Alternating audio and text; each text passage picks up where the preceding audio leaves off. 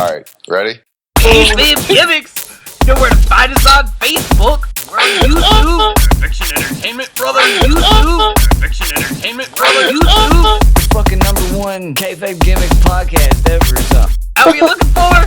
Put words in the wrong place. Are you recording all this, dude? The best wrestling podcast that's always been. What you gonna do, brother, when the beast starts talking about wrestling and drinking whiskey and it's all crazy up in here?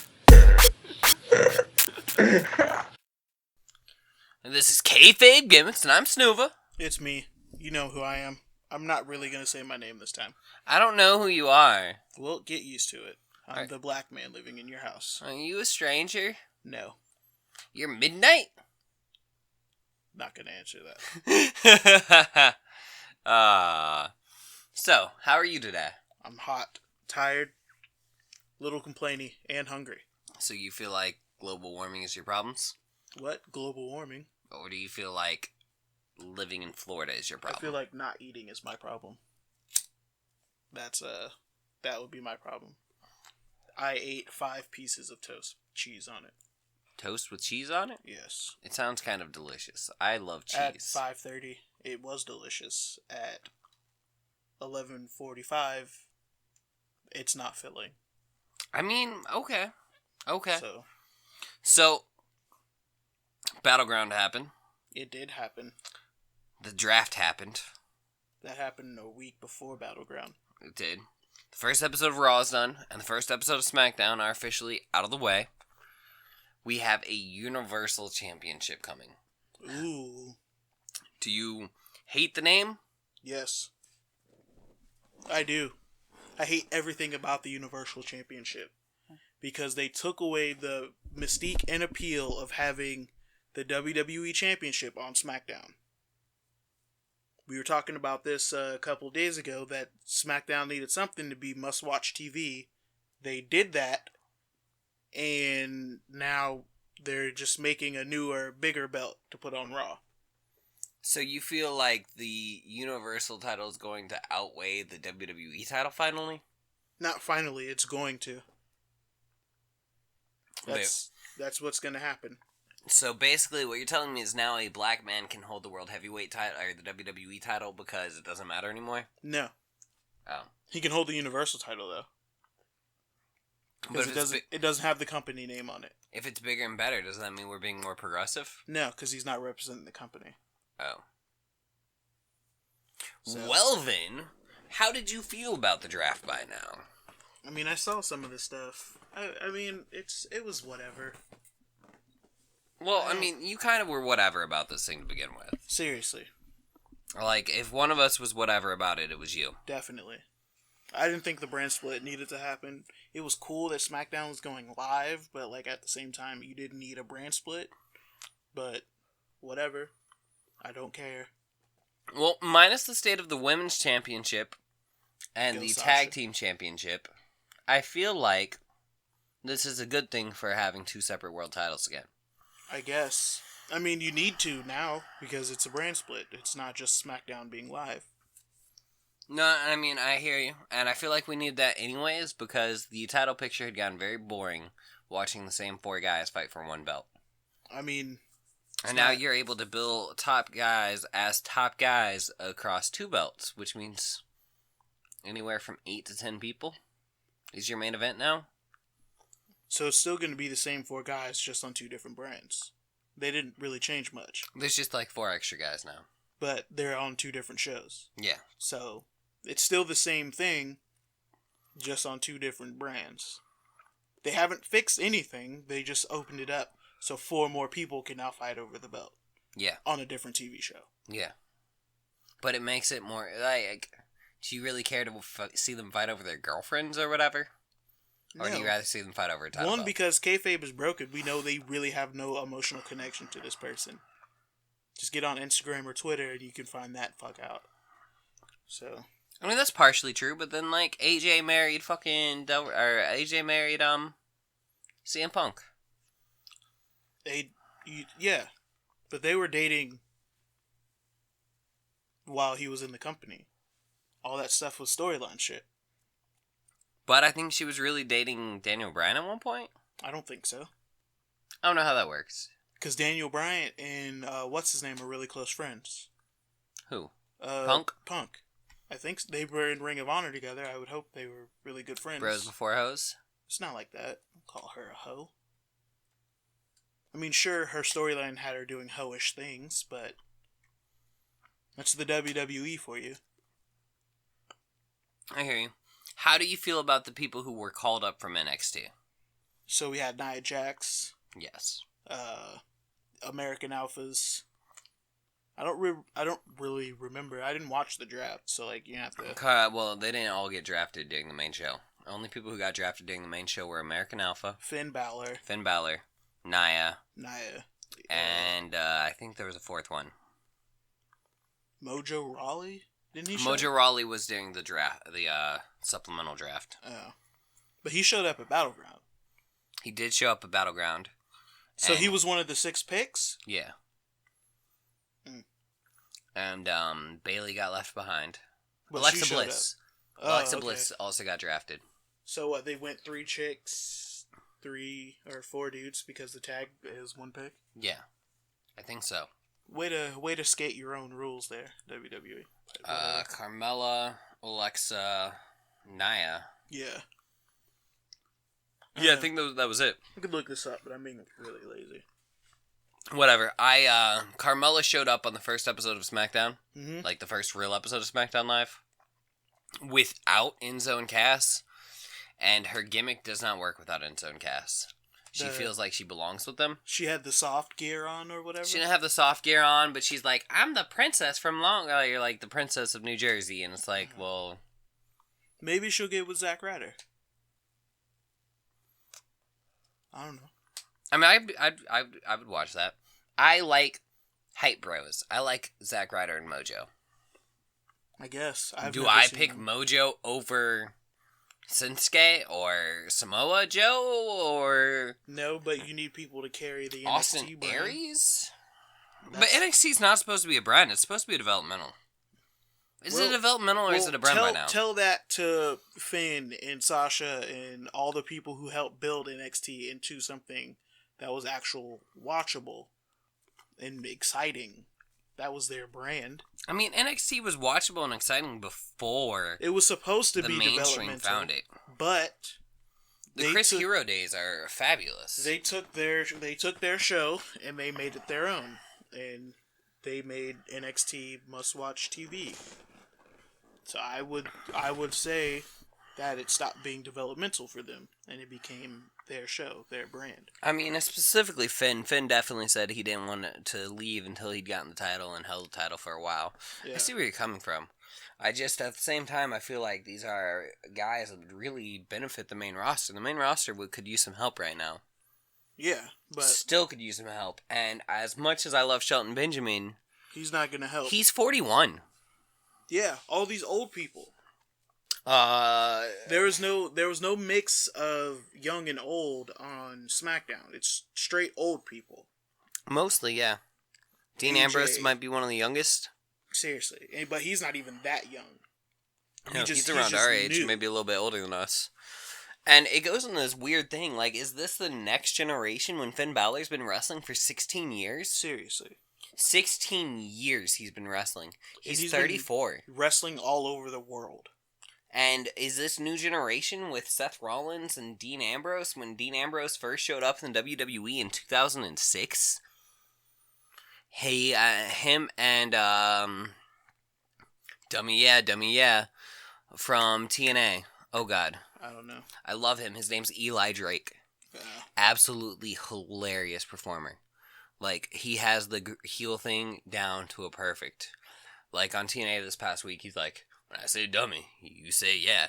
Dummy, yeah. Dummy, yeah. And the crowd started chanting. He's like, I'm not talking to you, I'm talking to me. Wow. Wow. It's so perfect, dude. So how do you feel about Roman Reigns getting the, what was he, 4th? I mean, by how do you feel that Brock Lesnar was supposed to be number 1? I don't care. How do you feel that Brock Lesnar is not under the statute of wellness? I don't like at all. If he's going to participate and be a part of the company, he should have to follow the same rules as everybody else. You can't get caught with drugs, just like your boy Roman Reigns got caught pissing in a cup, came up bad. He paid the price. Everybody who hates him is like, yeah, that's what you get. Everybody makes mistakes. He made one. And he's owning up to it. So, I mean, and how do you feel about a man getting a promotion and you hate him for it? Do you think Roman's going to make it into the main event for the Universal title? Nah. You think it's going to be straight Finn versus Seth? He's going to take his punishment. He's going to take his lumps. He's probably going to get pushed down to the mid-card again. If anything, he'll probably win the Intercontinental title. U.S. Or U.S. Whatever. Whatever mid-card belt that they have on Raw. And whatever. I mean, that's really all I could say about that. He's going to take his punishment. He's going to take it like a man. He's not going to bitch and complain about it. Yeah. Ryback. Ryback is still in the company under contract dispute. Supposedly gets out, I think, in October. Mm-hmm. Now, here's an interesting thing. Sam Miller just brought up in Kayfabe Gimmicks on Facebook. Cheap plug. That's fine. The brand split has happened, but in the same year, we lost Damian Sandow, Yep. Wade Barrett, and Cody Rhodes. And Wade Barrett and Cody Rhodes both left because they weren't happy with this company. They weren't happy with where they were at in this company, and this brand split seems like a way that you could have made them happier performers. I don't think they would have been happy. Because I think just because it's a brand split doesn't mean the writers go pick and choose who they want to write for. They write for the whole thing. No, I'm going to hear you. So they would just be unhappy on Raw or SmackDown. I hear you. So you don't think that they would have gotten a bigger push? No. Dolph Ziggler is going to challenge Dean Ambrose at SummerSlam. Do you think Dolph Ziggler stands a chance of starting a third World Heavyweight title or WWE title run? Nope. They just want to put on a good match at SummerSlam. And who else to put on a good match with Dean Ambrose besides Dolph Ziggler? Does Seth Rollins lose to Finn Balor? Nah, that's gonna be a dusty finish. He's going under dusty finish? Yeah, because you don't want to really stop Finn's. Yeah, but it's for push. the title. But just listen to what I'm saying. You don't want to stop Finn's push by having Seth Rollins beat him. Because he beat Roman clean on Raw. It's a big win. I hear you. Especially coming off NXT, but nobody really knows about him. I mean, casuals don't. They just know he's the big thing coming up from NXT. They don't know he had a 5-star match with Shinsuke Nakamura, and he's been in a feud with Samoa Joe. I mean, I hear where you're coming from, but it can't be a dusty finish because this is to determine the champion. Sure it can. You don't have a champion yet. That's fine. So it's a dusty. It's a proper finish, but somebody gets screwed anyways, and the ref doesn't see it. It's a dusty finish, but because of that, Mick Foley's like, hey, because of what happened, we're gonna do it here on Raw. And maybe Seth Rollins wins, but like Finn and the club beat up Seth Rollins to keep it from looking like Finn is just a pushover for Seth Rollins. I mean, somebody has to win the belt. Somebody has to win the belt. It's probably going to be Seth Rollins. You think Seth Rollins? He never really lost his belt. I mean, I hear you. I think they still want to push Seth. Yeah. And I don't think they want to bury Seth by pushing Finn to the top right away. Right. But they want to give him a credible threat. It'll be an amazing match, for sure. It should definitely be top notch. He's definitely going to show up in his face paint. It's going to be. I don't want him to show up as the demon right off the bat, because that's just a different side of Finn that should only show up in like big matches. Well, you got about 3 more weeks of build up, and you got to figure every takeover, and I think every major match he's ever done, he's wearing face paint. So technically, the demon. He didn't do it for Shinsuke. That should have been a big match. That was just a regular NXT. It doesn't matter, though. That was a main event quality match. Exactly. That was not a main event. It was just regular NXT. But he should have done it for that match. If you saw, we saw the match. You saw the respect that he showed Shinsuke after the match, because of like how well he performed. I hear you. I hear you. I just don't want the Demon showing up at SummerSlam. Like, save that for WrestleMania, to be honest, or Survivor Series, the earliest. I mean, I hear you. They should slow build it, maybe. Shinsuke Nakamura fought Wesley Blake on the latest episode of NXT. Absolutely fabulous. I can tell you, absolutely fabulous match. I mean, I came home to the announcement of William Regal saying that Shinsuke versus Samoa Joe at whatever NXT. Brooklyn is going to be the same weekend as SummerSlam. And the thing is, we've already known this. NXT is pre-taped, and they've already announced the card anyways for TakeOver. But whatever. You think NXT Brooklyn or TakeOver Brooklyn is going to outshine SummerSlam? People claimed that NXT TakeOver was better than WrestleMania, and I thought they were crazy. I mean, some matches probably were better, but the overall show, like, you can't really compare a 2-hour show to a 4-hour show. You can't, and you got to figure 5 hours. 5 hours. The pre-show. WrestleMania might have been 5 hours. It was actually 6 hours this year. Pre-show. Because if you remember, the pre-show started at 5, and it didn't end till 11:30, 11:40. Yeah. It was a long-ass WrestleMania. It was a good WrestleMania. I really enjoyed this past year's WrestleMania. It was okay. There was a lost episode of Kayfabe Gimmicks where I talked to Tiana Shepherd. Who's that? Terrence's sister. Oh. Terrence. This is my shout-out to Terrence. And while they were at WrestleMania this year, apparently on the little TVs above the arena, or above the ring, it was telling people who to clap for and what to chant. All sorts of weird little things. And so WWE is trying to also push the crowd into thinking a specific way, That's not which a good is thing. kind of weird, kind of bad. Nope, it's not good at all. But this comes back to that whole conversation of should the audience influence the television program as much as they want to influence it? I mean, Do we these have wrestlers the are ability? nothing without the crowd. So, like, the worst thing for Roman Reigns to like, if you guys really don't want Roman Reigns, don't make any noise when he comes out. Don't even boo. Give Don't him the boo. Charlie Haas pop. 'Cause Don't- that's what fucked Don't Haas. do anything. Don't react to him at all. And we'll see how fast it... Well, you're not getting a reaction from the crowd. We're going to have to let you go. Shining Stars is a great example of current times, and Charlie Haas, they actually called it the Charlie Haas pop. Because when Charlie Haas pop came out, no one said shit. Yeah. And it's because they found him absolutely boring. And that kind of goes back to the Shelton Benjamin thing. I kind of find Shelton Benjamin's great in the ring. He's great, but, like, what is he outside of the ring? Absolutely boring. But, I mean, I feel the same way about I mean, Finn he was Balor. pretty cool when his mom was there. You know, and that just says so much about us, because I was watching during the mom stuff, and I actually didn't mind the mom stuff. It was pretty funny. It was the same thing with Charmaine and Booker T. Like, But the smart marks, want it to be a serious product, and that's part of the problem here. Wrestling's not meant to be serious. if I recall, I heard something about they're not supposed to be referred to as wrestlers, and this is not wrestling At one by point, the yeah. commentators. At one point, they are entertainers, and that's Yes. what we have to call them as. And this kind of goes back to that weird thing of the 80s, things like Fuji Vice, the Baywatch parody.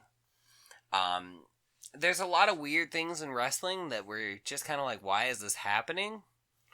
But at the same time, it was kind of like the whole point of wrestling. It wasn't supposed to be a sport. Because when you have a predetermined finish, it's not a sport. It's never a sport. And it's it's why I entertainment. hate watching taped wrestling so much, because if I can go Google the spoilers, why am I not just going to Google the spoilers? I mean, you don't do that for movies, though. No, but at the same time, why waste 2 hours watching something when I can just be like, okay, this person wins, this person wins, this person wins. Because that's not why we watch wrestling. We don't watch them to You're right. watch I watch two it for sweaty stakes. men touch each other in the ring.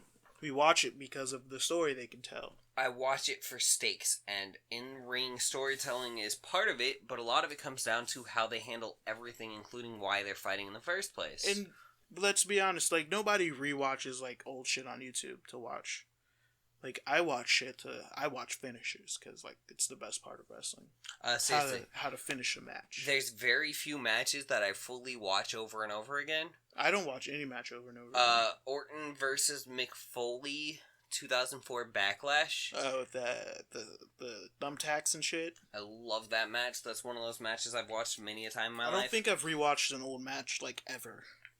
John Cena versus Eddie Guerrero in the parking lot brawl.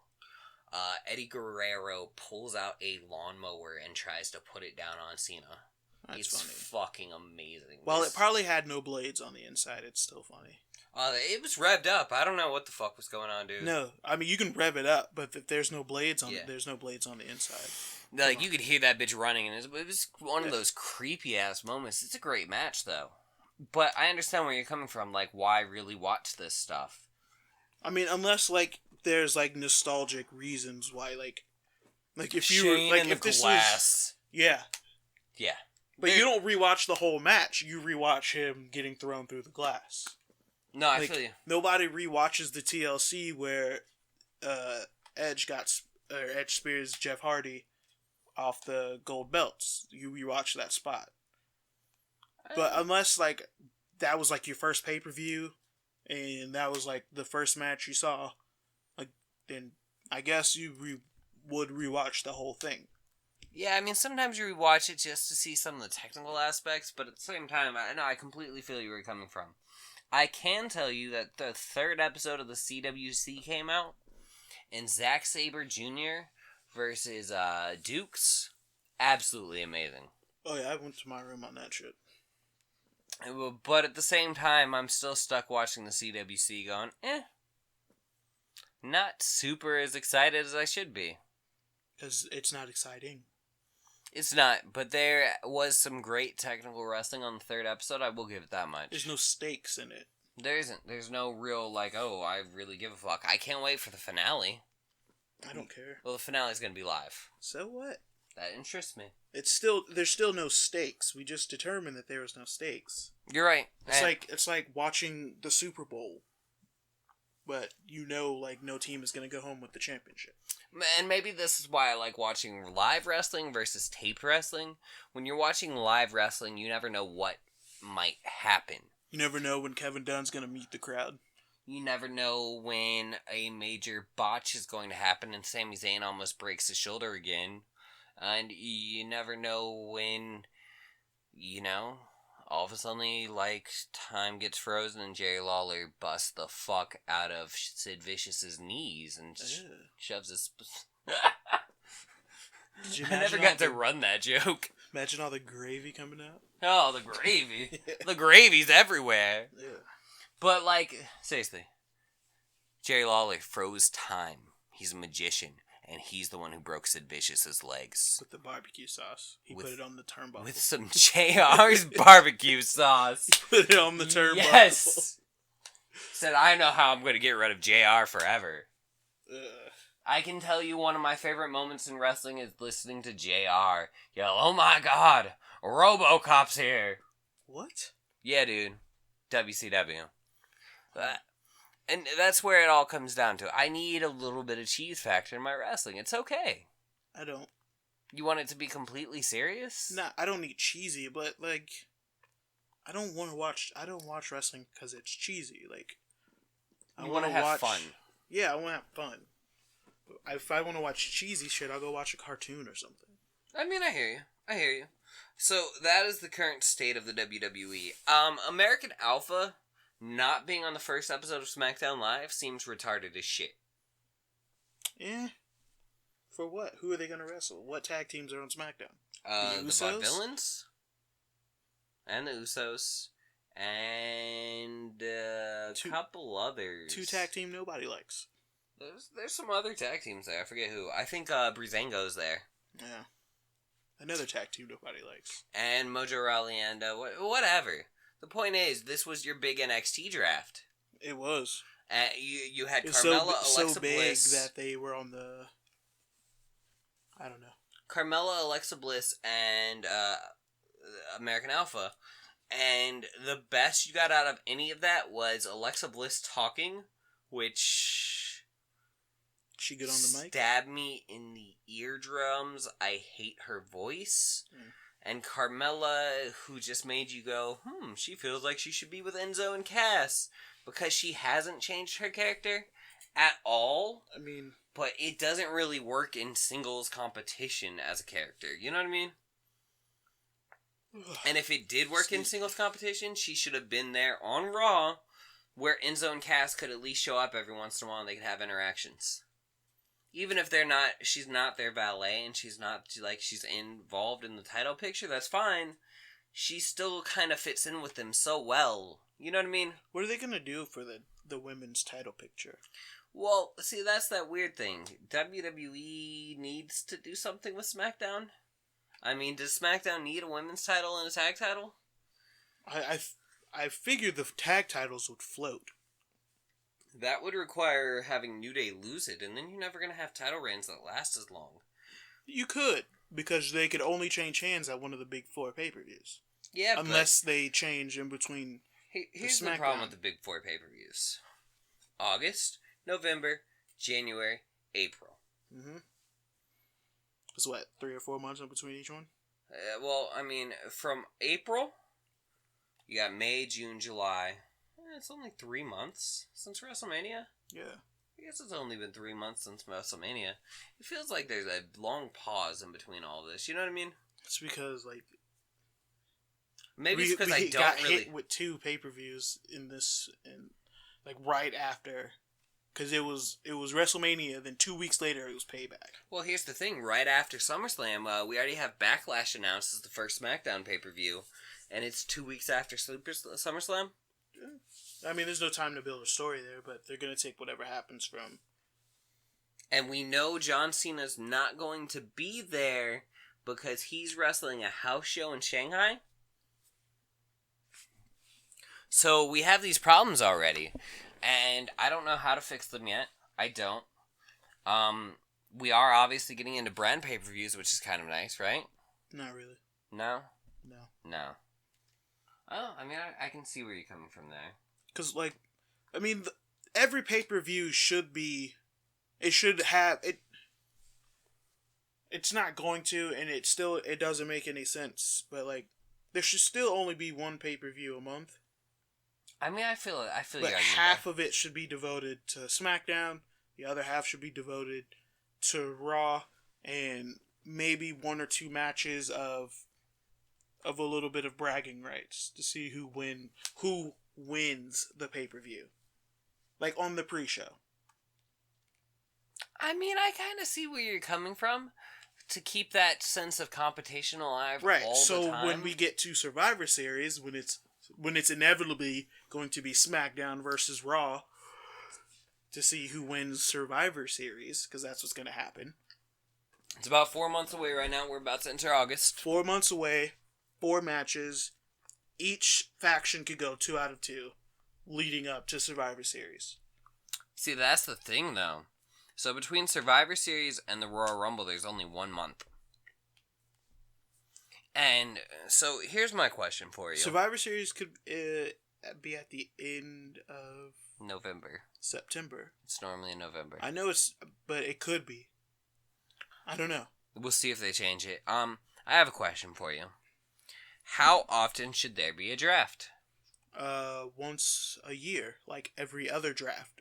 Well, I mean, that's In what WWE used to do. In every American major sports, there is 1 draft a year. And it should be just like that.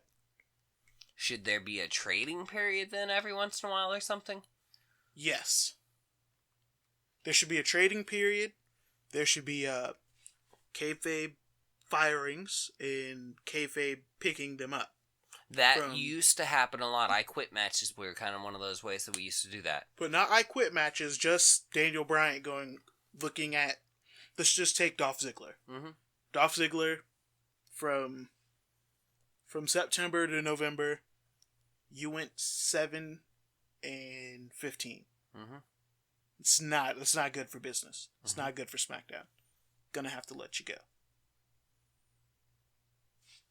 Ooh, Dolph Ziggler is not with SmackDown anymore.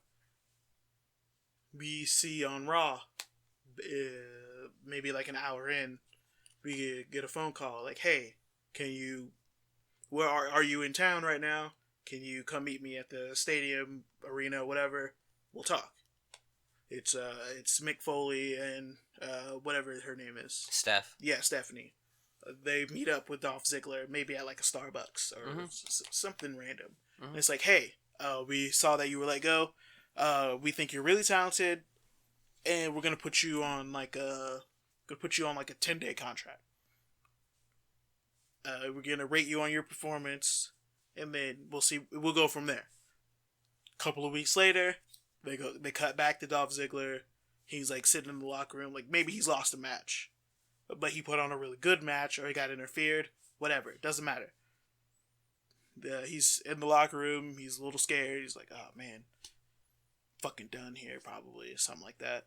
And then they come in and like, "Hey, we put you on this 10-day contract for a reason, and this is it. You put on a really good match. You won your first one. Some bullshit happened in the second one, but we're willing to give you another chance. We'll give you another 10 days to do this." He goes 2-1 because of a pay-per-view or whatever. He gets involved. And so then they cut back and they're like, "Hey, we want to sign you to Raw because you put in some good work and we like what you did." I mean, I would like to see that kind of stuff. And it's just back and forth. And like even like say like let's take Sasha Banks. She just won the championship. And let's go into after let's say she holds it till WrestleMania. She maybe drops it but wins it back again. But she holds it till WrestleMania. After WrestleMania, but before the draft in July, it's a free agent period. The draft used to be right after WrestleMania. I'm just saying, but I'm going off of what happened this year. So, sometime in July there's the draft, but right now there's a free agent period where your quote unquote contract is up with your particular brand. So they sit down. Like we see this, like you're not gonna get any good. Like don't look for these Raw and SmackDowns to have a whole lot of matches, but it's gonna have a whole lot of like promos and skits or whatever. But it's going to you're gonna see Daniel Bryan and Shane sit down with Sasha, make a pitch for why she should come to SmackDown with the title. She's still the women's champion. We have some young guns over there. Some people to cut your teeth on. You can dominate over there too. We saw what you did on Raw. We like it, but there's nobody like the women on SmackDown. You don't have a Becky Lynch, right? You don't have a Becky Lynch. There's no Natty. There's nobody really to push you over here. You've already dominated Raw. There's no Eva Marie, right? And then they leave the ring. And she's still sitting there, and then Mick Foley and Stephanie come down, and they give their pitch. We just got Nia Jax is here, she's ready. You owe her a title shot, blah, blah, blah. What's her name never really got her rematch, or, Dana Brooks was waiting in the wings, blah, blah, blah. And then she makes her decision. She could stay or she could go. Doesn't matter. But it's just stuff like that to keep the brand split fresh, knowing that the GM and the commissioner have to keep their wrestlers happy, and not just the other way around. Yeah, it's a two-way street. Like they have to win, but if take Charlotte after she loses, she goes on this amazing winning streak, but she doesn't feel like Stephanie and Mick Foley were doing her proper. Yeah. So she's like, you know what? There's no need to have this meeting with me. I'm going to SmackDown. And the same could be said for Naomi coming from SmackDown to Raw. You're not doing anything with me here. Or Cesaro saying, I quit. I don't want to be here anyways. Right. Something that would keep the brands fresh, and you don't need bullshit. I quit matches and shit. I quit matches or the just picking a wrestler from from The another. pot. Yeah. This is my wrestling. Ooh, Or this like is the old drafts when they were super shitty, when they had the fucking spinning wheel and they'd pick the names out. Right. Like, come on, who drafts like that? That's really dumb. I definitely like this draft because they were like, oh, well, I want the fucking world champion. Right. I want the fucking beast incarnate. Why you don't take the guy who holds the WWE title first on Raw makes no sense. Well, it made less sense because they wanted the part-timer first. I don't understand what their thought That's process just was dumb. with that. That's just dumb. Maybe they really thought Seth was going to win. Come on, they write the damn thing. They knew Seth wasn't going to win. It's not even that, dude. Seth Rollins had more losses than... I think Heath Slater had more wins than Seth Rollins at one point last year. Well, that's because he was hurt. No. We're talking about when he wasn't hurt. He just kept losing matches. I've never seen a world champion lose that many goddamn fucking matches. And still stay over with the crowd. And still stay over and still never lose the belt because he had J&J and all that other bullshit. Never saw a world champion go through so much shit as Roman Reigns did and not get over with the crowd. Yeah, that's kind of weird. So, we gotta finish this up here. We're kind of running long. There was an interesting interview with The Miz this week about how The Miz has an underdog story that's just as great as Daniel Bryan's, if not better, and nobody's taken the time to see it.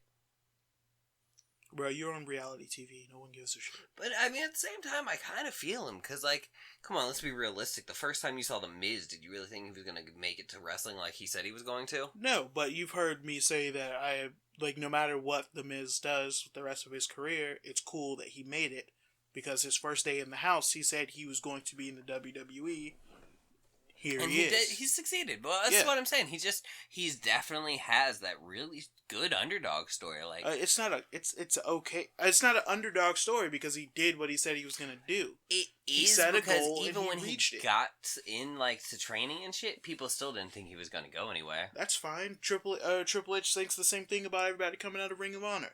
That's true. But I mean, I don't know. I like the Miz's story. It's a great story. It's a good story. From reality TV to, oh God, he wasn't going to cut it in training to... But who was Daniel Bryan before, like, the Yes Movement? And previous world champion, just like Shinsuke Nakamura and AJ Styles and Samoa Joe. CM Punk. But he was in Ring of Honor. Austin Aries. Like, had you heard of Ring of Honor? And Tyler Black. Me, yeah. Yeah, I didn't. I still don't give a shit about Daniel Bryan. And Antonio Cesaro. This is just what happens when you get over with the crowd. I hear you. You get a push. But this goes back to that whole thing that I said. Maybe the crowd is not as important as we act like they are. Should they have hijacked the Yes Movement into Daniel Bryan actually getting a championship shot? Yeah. I mean, Daniel Bryan was owed a championship shot. Just like CM Punk was owed a main event at WrestleMania. I mean, I hear you. Well, CM Punk got a main event at WrestleMania. No, he didn't get the last match. The last match is the main event. He did. Versus Chris Jericho. When? You know what? Rock Cena happened that year. Oh my God, Rock Cena happened that year. Yeah, that was like the closest he got. Yeah. And then like the next year he lost the belt to the Rock at Royal Rumble. Yeah. Yeah. The man who made himself white hot. Over with the crowd. And then he technically got another main event against Taker, and even that was like... And it's not the main event. I know. The main event to CM Punk, as he stated, is the last match. It's the last match of the night. It closes the show. I hear you. I mean, I definitely see where you're coming from. Who do you think will be the first two women to close out a WrestleMania? I don't think it's ever going to happen. You don't think so? I don't think it's ever going to happen. It's not a sexist thing. I just don't see it ever happening. I think it's a sexist thing. I'll put it to you like this, right? Not saying you're sexist. I'm saying the WWE would never put it on. I'll put it to you like this. Fuck your women's revolution. Fuck all this bullshit the WWE spouts. Fuck all this bullshit the fans spout. And sap up like goddamn puppies. I'm looking at you, Smarks. Realistically speaking, at the end of the fucking day, we had Sasha Banks versus Charlotte and Dana Brooks at Battleground. She had a mystery partner. This match went down with Bayley making her first ever debut as the first match of Battleground. 2 hours later, Becky Lynch versus Natalya happens. And I'm not shooting down Becky Lynch or Natty. But they should have went first. Their match was nowhere near the level of the Charlotte match. It had nowhere near the storytelling of the Charlotte match. Michael Cole fucked up the Charlotte match and was like, Sasha just took out Bayley. And it's like, no, dumbass, that's Charlotte. You don't get a pass for this. I might be able to give you a pass for calling out the wrong fucking move. Yeah. Dean Ambrose is about to do a pedigree. No, bitch. His move is Dirty Deeds. But when goddamn Michael Cole yells out the wrong name and calls the white chick... The black chick. And she doesn't even have pink fucking hair. She doesn't have any pink in her hair. They're wearing completely different colors. She's smaller. Sasha's way smaller. She doesn't look like she's gonna go rape a man afterwards. She doesn't look like she might have been a man at one point. What the fuck, Michael Cole? Are you on shrooms? Nah, man. Are you drunk? Are you even looking up? Are you just saying shit? He's probably saying something. Like, the fuck is wrong with you? Did fucking JBL kick you and go, this is that moment, and you just fucked it up entirely? I think, from how you're explaining it to me, Becky Lynch and Natty should have gone first. It should have. I mean, I don't give a shit. They're in a feud, but it's not as high profile as... And it's a SmackDown match. That, too. And Raw is still technically your bigger drawer. I mean, the idea is to try to even the playing field, and the draft did not. You wouldn't have SmackDown without Raw, so... You wouldn't have SmackDown without the fucking Rock, that and too. SmackDown's only gone downhill since then. But we're supposed to be evening the playing field right now. Could you imagine if The Rock was the GM? That'd be pretty fucking cool. That'd be awesome. But we're supposed to be evening the playing field right now, right? Yeah. And instead, it's not. SmackDown got pretty good viewership for its first real episode. Yeah, but who wants to see the Usos versus American Alpha when I could watch Enzo and Cass versus New Day on Monday? Or you're going to watch Enzo and Cass versus the Shooting Stars. So it's a squash match. The Shining Stars. So it's a squash match. And Puerto Rico! And I get to listen to Enzo, crush them into the ground on the mic before the match even starts. Yeah, but then once the match starts, you're going to just hate your life. Doesn't matter. Because it's going to be 5 minutes. Enzo's going to get beat up for the first 4. He's going to make a hot tag to Big Cass. And Big Cass is going to lay the smackdown. Exactly. A Battleground shining moment. A soccer mom chant. And AJ Styles just kind of looks over towards the camera, flaps his hair. Smiles? AJ Styles. You said Smiles. Did I say Smiles? Yeah. AJ Smiles. That's your new name change. You're the smiling one. But he just kind of floops his hair. And he just kind of laughs because he's like, this is happening right now to my life. Kind of funny. But seriously, so back to my point. The Women's Revolution is absolute bullshit. If the match, I mean, I don't give a shit if it wasn't a title match. Your champion was still in it. Yeah, your champion should definitely go on. And I mean, I don't give a fuck if it's not a pre-show match. It's still basically the pre-show. The first hour? Yeah. The first hour of any, The first 20 minutes, because it was the first fucking match, dude. All your latecomers... Let's look at the UFC as an example. Their higher profile matches are later in the card. Always. Sasha Banks versus Charlotte and Dana Brooks, that's high profile. They could have gone on... They should have gone on after Natty and... What's her name? Becky. But because they're in a feud... Their match was high profile as well. It should have just gone on a little bit before. They don't need to go on first because I don't know. You could have had some bullshit match. But that's the thing, man. And this is that whole fucking point, dude. You had Natty versus goddamn Becky Lynch. It's not for a title. Right. And WWE's been doing this bullshit forever. No jokes. They've been pulling this bullshit forever. They'll have a great match in the middle of the fucking show, and then they'll put some stupid squash match like Rusev versus fucking Titus.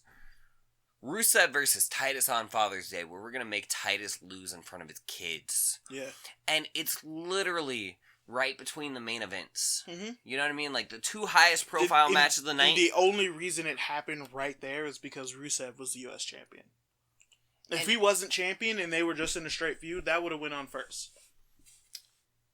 You know, sometimes I've seen title matches dropped off the card entirely, but stupid matches still happen, so I don't know what to tell you. I don't know what to tell you either. But I just find it absolutely obnoxious. The WWE does not seem to understand this concept of, like, yeah, I understand you're kind of trying to break it up, put something small in there. Yeah, but at the same time, when you're a fight. Yeah, you have a feud. You have a feud between Becky Lynch and Natalie that started because because they just, neither one of them could beat Charlotte. So Natty took her aggressions out on Becky for whatever reason. Still don't understand why they're in a feud, but whatever. It's kind of retarded. You do what the boss tells you to. Natty's just evil now. Okay? And then you have the champion versus the challenger in Charlotte and Sasha, with the protege being thrown in there as well. Because... And it's this huge profile match because it's a mystery partner. You don't know who the fuck it could have been. Anybody could have came up. Like, somebody, like, it could have been Gail Kim running down that ramp. It could have been Victoria. Could have been, I would have lost. I would have shat bricks if they had done something that cool, dude. It could have been, Awesome Kong coming back. But that's the thing about the WWE, man. You're never going to get this revolution because the WWE is so stuck in their goddamn ways. You're not going to get this revolution now because all of the women are now split up. Rhino comes out as a goddamn, like, oh yeah, this is a good thing. And I mean, I love Rhino, don't get me wrong, but I mean... Come out for what? Oh, Rhino was part of SmackDown. He literally took out Heath Slater. Heath Slater cut the greatest promo of his motherfucking life. Wow. I kid you not. Heath Slater came out, and they really need to run this, like, full fucking fledged. He came out, he's like, why the fuck did I not get drafted? What the hell? I'm the brains behind the Nexus. I'm the brains behind the Core. I'm the brains behind the one-man band. Even if it doesn't make... The brains behind three-man brand. I'm the brains behind Social Outcast. He named fucking 4 different factions that he's been a part of and that claimed were successful. And all failed too. But he claimed he was the powerhouse and the smartness because Wade Barrett's gone and he can do that. And again, if Wade Barrett was around, I would watch Wade Barrett versus Heath feud. Yeah. And I want to see Heath go over. I'm sorry, Wade, I love you to death. But Heath, I mean, I understand your feelings on why you left the company, but like, Heath Slater just like, I don't know what Heath Slater's deal is. Maybe he just likes being there. Maybe he never wanted to be the man, but wrestling is his thing. I love Heath. Heath's a fucking blast. But, like, this was his moment. This was his shining moment, and he got this promo. Like, just think about it. What if Heath was always the brains? Yeah. This was all Heath. And then, like, he was the brains, but never the mouthpiece. Rhino appears and gores him. And just kind of destroys whatever he had going. I don't know where they're going to go with this. I'm sure Heath's going to go back to mid-card hell / no-card hell. Jobber status. But that's a guy who deserves to go places in this company, and that's just why I felt like a brand split was important. Because it was important if they'd done it right, but they didn't. For guys of what we're going to now call the Lost Generation. We're going to call it the Lost Generation. Sami Zayn, Kevin Owens, the Lost Generation. Jon Moxley. Yeah. What do you mean? Explain your Lost Generation. Finn Balor. They are not new wrestlers. They're never going to be new wrestlers. And a lot of these guys have been wrestling for so fucking long, it's not funny. Yeah. If you want to look at your new generation of wrestlers, it's guys like Enzo, Cass, Tyler Breeze, Apollo Crews, yes, because he hasn't made it to the level of fame that a guy like Austin Aries has. He hasn't made it to the places that Shinsuke Nakamura has. Apollo Crews was still coming up. Baron Corbin falls into that new crew because he's WWE homebred fed, and he's on his way up right now. As my good friend Ruff Lee likes to say, Triple H is a C+ player, I think is how he says it, who loves to push B- wrestlers.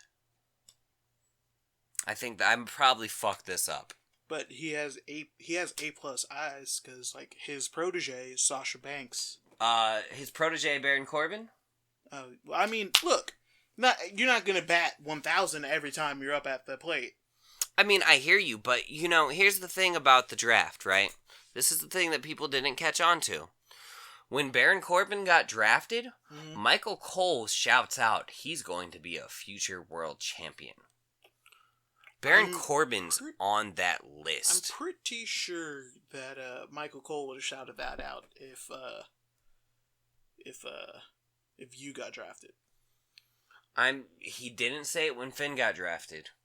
Who cares? We know Finn is going to be a future Hall of Famer. Yes and no. Yes and no. Look, you can be a Hall of Famer like Roddy Piper and never do anything in your life. Roddy Piper had the snake pit, though. He had Piper's pit. Piper, you know what I mean. I do know what you mean. They know what I meant, too. Fuck you if you say anything about it. But I'm just saying. I don't know. It's that weird thing where you want, like, they pick and choose. He's going to get a championship. I mean, he probably will. Because I'm pretty sure they didn't spend all that money on him to just bring him over and do nothing with him. But this goes back to the Finn Balor, but to the Baron Corbins, the Rybacks, the Goldbergs. I don't think Triple H had anything to do with Ryback. Triple H didn't like Ryback. Vince liked Ryback. That's all Vince likes big dumb dudes. Triple H loves Baron Corbin, who's a big dumb dude. It's got a little bit of his father-in-law in him.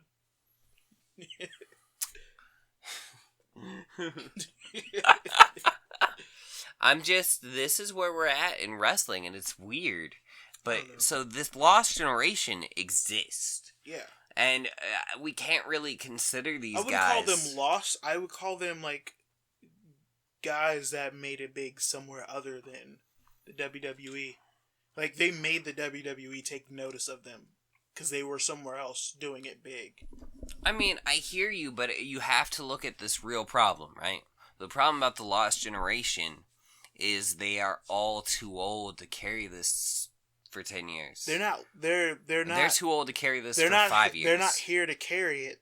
They're here for guys like Enzo, Apollo, Baron, like they're just a stopgap.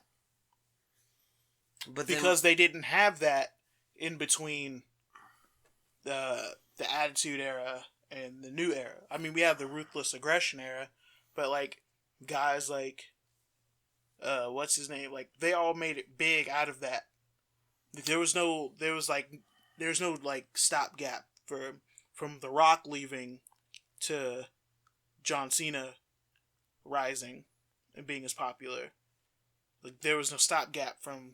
No, I mean, I see where you're coming from. It was straight from developmental, and the indies weren't quite as big back then. Right. So you were getting names from other big promotions, WCW, ECW. Right. You were picking up bodybuilders like Batista. And that's how you were building your roster. But at this point, so here's the thing, though. So now we have these guys. People think of Finn as the future of the company. People think of Kevin Owens and Sami Zayn as the future of the company. Because they like to tout that Sami Zayn and Kevin Owens have been in a rivalry for 15 years. They've been wrestling for 15 years, and then they like to be like, "Oh, this guy's new. He's a rookie. He's the future of this," and that's all there is to it. But how do you go from he's the future to him and Sami Zayn have been doing this against each other for 15 years? They didn't start at 15. No, I know, but that's the whole problem. And it's not the WWE that's creating this problem. It's the smart expectations of reality that creates this problem. This is how people do drugs because their bodies can't do it anymore. So they turn to an alternative so they can get rest. So they can actually go to sleep and get a full 8 hours. They can actually heal properly, or they can train better by taking a steroid. Or they do drugs so they don't feel the pain and they can keep functioning. Right. Because they wrestle 200 plus shows a week, and 200 plus shows a week. 200 plus shows a year with barely any downtime. And meanwhile, some guy can do 16 show matches in 3 years, and he can just do as many drugs as he wants. Exactly. And you wonder why guys like CM Punk take their ball and go home. Yeah. You can't blame him. Can't blame him. He's doing the right thing. I mean, I'm sorry. I love The Rock as much as the next guy, but I would feel fucking terrible. I would feel I love if The I Rock lost more the than main you event. do. But if The Rock takes my spot while I'm white hot, like 2 I years in a row. I would be upset. And 2 he years only in a got row? hotter. Yeah. He only got hotter after Drop the pipe bomb. Well, no. So the pipe bomb happens. Then he gets the championship. Yeah. And then him versus Jericho happens. And he loses, like, he doesn't get the main event spot because of The Rock. Right. And then, like, a month afterwards, The Rock's like, whoa, we're gonna do it again. Yeah. I'm gonna challenge for the World Heavyweight title at fucking Royal Rumble. And it's like, that's my belt. I'm white hot right now. And he got hotter and hotter all the way through the Ryback shit. And then it started going downhill. And it went downhill because they were trying to turn him into a heel for when The Rock came to fight him. Because he was visibly upset. Like, you can say whatever you want about CM Punk, but the man... I think he attacked him at Survivor Series. And again, it was like, part of it was for storyline. But it's a shitty story. Yeah. It's a shitty story inside and out. And I mean, he did his part right. You want The Rock to win? Have The Rock win the Royal Rumble. Have him have a legitimate shot at the belt. You don't need Rock Cena 2. But that's what they did. Have him win the Royal Rumble. That's why it's there. Sure, he's a part-timer. Sure, I'm pretty sure CM Punk would have felt a lot better about The Rock, him putting over The Rock, if The Rock actually did something to earn that title shot. I can't speak for CM Punk. I can't think for him, but I can understand where he's coming from to be like, oh, so you're just gonna announce there's other guys on this roster here that have a little more legitimate claim to come after my belt than you do, but you didn't earn it. You're the big balls Rock. You can put your dick out on the table and be like, yeah, this is happening. And Vince and H are like, hell yeah, it's happening. Yeah, it's happening, because we just don't made like fucking you. record sales, and we're gonna do it again next year. Right. I want to say it was the night after WrestleMania 2 they said fucking announced that shit. The night after WrestleMania, The Rock came right back, because it was in Miami, his hometown. He said, we're gonna do this shit again next year. And it wasn't even we're gonna do this shit again next year. It's I'm gonna have a title shot at the Royal Rumble. Yeah. Like, come on. Come on. I I was hyped as fuck when The Rock announced it. I was going to go to Miami, dude. I wanted to go to Miami for WrestleMania. And I'm so glad I didn't at the same time. Because neither one of those showings were worth paying money for. Nah. As the main event, I would have felt like I had wasted all my fucking cash. Yeah, and time. Especially that moment where, I think Cena threw a kick to Rock's stomach, and, like, you visibly see it miss, Yeah. but The Rock sells it anyways. The Rock sells everything. From movies to merch. Call him the Tooth Fairy. He sold the shit out of that, too. People went and saw it. But, so, what are your thoughts on The Lost Generation as we close this out? My thoughts is one of them's gonna die from drugs. One of them's gonna have severe concussions. One of them in probably the next few years won't be able to go anymore because they're hurt.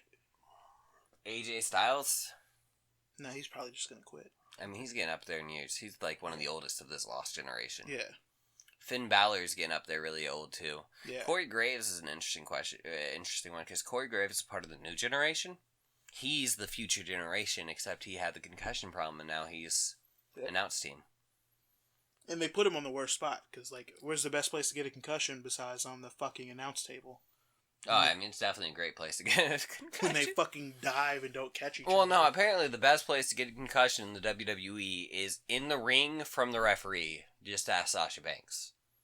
Wow. That's how she was on the shelf? Yeah, that's why Sasha was disappeared for a couple months, dude. The referee ran up to check on her, and his knee hit her head and gave her a concussion. But she didn't have that fucking depression fracture. Oh my god. She would have been done. Throw a Pokeball. She would have been done. Captured. And this has been Kayfabe Gimmicks. I'm sNooVa. This went on for a long time, and I didn't plan on doing this for so long. I didn't plan on this being so long. I was really tired and hungry. Still hungry. But I'm gonna go get something to eat? not really. I don't have money, so. You being a bitch. Night, guys. Later. Shit, where's the stop button? Stop button. Stop button. We'll clap.